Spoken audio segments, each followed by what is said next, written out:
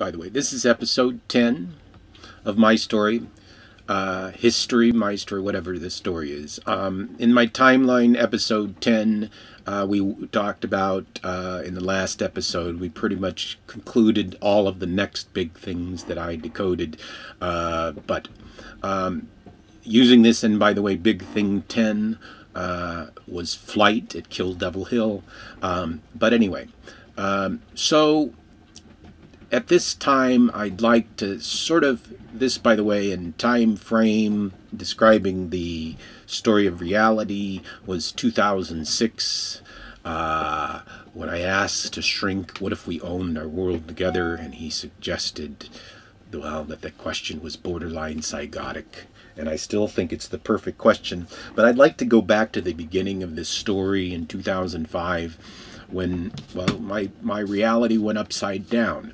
Now, just for the record, this is sort of a unique, never done entertainment experience, possibly, but only if it became one, in that I have posted the method and source code of my madness. I have illustrated my madness on both YouTube and Facebook as those mediums came into play in the world. But in 2005, before the Ides of March, or around the Ides of March, I thought I discovered one big thing, that our reality was fundamentally upside down. That if we created a world by buying a world together, by merging the enterprises of the world, and canceling nations as we know them and integrate them into one enterprise with one monetary system, and open trade across the world, that we could create such explosive growth that we could change the entire paradigm of our economics, and that this sort of upside down reality actually was quite biblical. At the time prior to this, I had looked at I was reading the Bible codes, and I actually imagined sort of a movie. Imagine a fantasy movie. This isn't your reality as you know it. This is a movie now, although we might come into what the difference is. But, okay, so this is a movie, and imagine you could go back, and in those codes, you could read within the Bible codes of the Torah, the future, already written thousands of years ago. And only when we invented the computer could you really decode those codes, so the timing is interesting. The other interesting thing about the timing is within the Quran there's a code, 19. How many of you have a birth year beginning with 19? So, this, anyway, I don't want to get all biblical with it, but even whatever path you come to buying a world of future, you have to figure out how to take all the people that's whole culture is tied with their religion and make them understand that the future of economics is tied to the same. Anyway, I think they'll ultimately get it. Now, of course, anybody coming along with this kind of vision, first thing, they're crazy, I accept that. And, well, you could look at this as a story of a man going mad. But if I'm a sane man in a mad world, this is a story of a sane world going mad around him. But however, the story gets really interesting if we go on from there, and I'll get to it in a moment. But, okay, so you imagine this story, and you started, as I said, I offered to buy California. That was like a shot across the bow. I said I had 1,000 years and 999 years of justice and peace on earth. The story I was sort of playing in my head was a story not for me. Actually, I was looking for stars to play me, because I was just trying to, at the start of it, write a story in my head that would become a fantasy that we could write into our reality, that we could write our own story together. And that was the premise of my whole story, that instead of like accepting the reality of our war and conflict, that we could write a better future together with a better plan, a man with a plan, and infinite money. Because, well, just imagine, and this gets really strange, imagine all your mortgages paid off in America, all the people in America, the retirements taken care of, the retirement age not going up, coming down. Now all of a sudden, all the Americans and the Europeans have the wealth of their nations in their pockets. Now what do they do with their wealth of their nations? They consume, they travel, they, well, We all can travel. What's stopping us from traveling? What's stopping us from creating families? This illusion of money. But anyway, so let's say your story was a better new illusion. Now, who are you when you're giving this story? Now, in Isaiah 2.4, in the old Bible, in the Jewish Bible, it said, "He will rebuke many people and judge among the nations, for they will learn one more. They will have 1,000 years justice, peace, and earth." I think I can probably prove to you that the first year justice and peace and earth could be eternity. You can prove me wrong. But anyway, sorry to get broken up. But just the notion is pretty interesting, especially on what it could do with the power of our minds and the power of economy and the power of advancement. But let's move on from there. So what is this character that I created or started to try to think? Okay, what are you the guy with the message? Well, I sent a message to the top, and I wanted the top to figure out the message and to buy themselves a future, knowing that we could eventually pull the gun to the head and have the people take out the top from the bottom, or the bottom from the top, actually, I meant to say. But I'd rather have the top say, "Hey, wait a minute.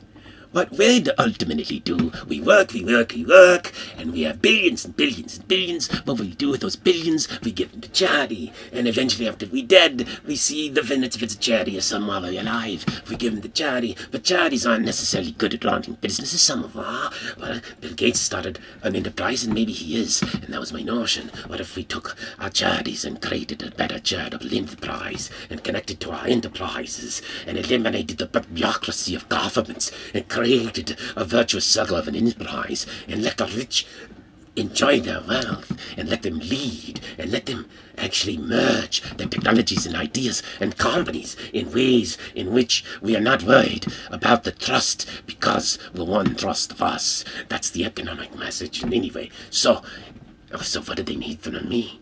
Not really much. And so what am I? Just a crazy guy in the middle. And that gets to the insanity, the sorry. And, well, anyway, that's sort of the story. So, in 2006, by the way, and this is where it gets weird. See, I documented my story by emails sent in code that might have looked like spam. And maybe, well, you could call it whatever you want. I call it free speech. But I sent them to your deleters. Now, your deleters can decide to ignore truth, disguised as spam, or not. But if they ever got a message, then, well, here's the idea. Well, I offered to buy out the news channels. I actually told them they're cancelled back in 2006.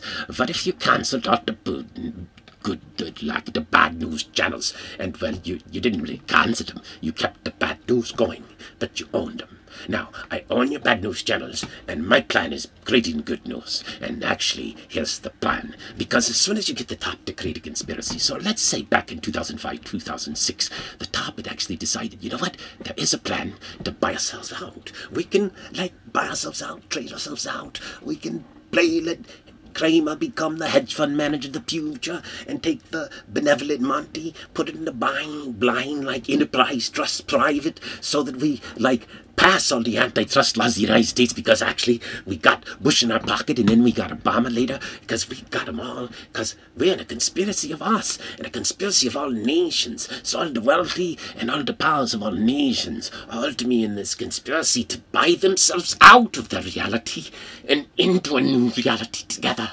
That's what you have to understand, yeah? And the reason that it could be achieved, because if we can make everybody better off, isn't it rational?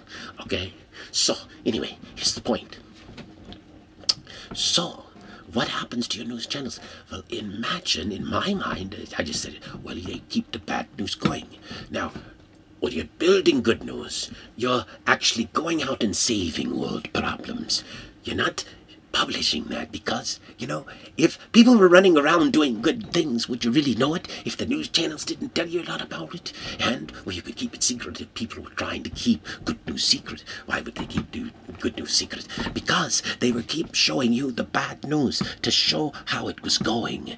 And they would show you possibly tragedies that never happened. I hope they didn't. But imagine, you might even imagine, if they made up the Japanese nuclear incident, how do you know, in reality, sitting in America, that it wasn't just a Japanese movie? That they didn't have you all thinking it's a movie? And they, of course, have it surrounded and nobody's going to get in there. And anybody that knows has a national security level for the Japanese government saying, hey, it's just like one from Bush saying, hey, if you get into this story, you're going to be in trouble. And so, why would everybody conspire all over the world? Because we're conspiring. We're conspiring to come to a common understanding of good and bad. And we want to see, well, the effects of our devastation, and we want to see what we can do. And, well, we devastated many brands. In my view, in my reality, as I might have imagined it, well, I might have said it before, but Tiger never did it with those girls. How would you know? How would you know if people that you think are dead are really alive? How would you know whether Michael Jackson's alive? People have asked me about Tupac. If the conspiracy preceded 2005, how would you really know about Tupac or Elvis or John Lennon? And in fact, here's the beautiful thing about this fantasy reality, that basically part of my plan was by 2006, we cannot buy the world without buying out Hollywood. All of it first, all of the stars, because my plan is to make them 1,000 times that net market worth today. Now, if you're 1,000 times your worth, we can't afford to let the people not own assets. Well, anyway, that's part of the thing. They'll still get their worth. But the point is this. They now become a part of a reality movie. And so it becomes really strange in the future. Because, well, the next episode rhymes with Big Thing 11. Well, not rhymes with, but sort of resonates to that number. Because I described it many years ago as flat TV. And I've described the future as real 3D. But the future actually is real. What I called many years ago real to real, and real to real, and real to real. Reality TV. Fantasy reality TV. Well, we write many fantasies, but we play only our best realities together. Imagine that.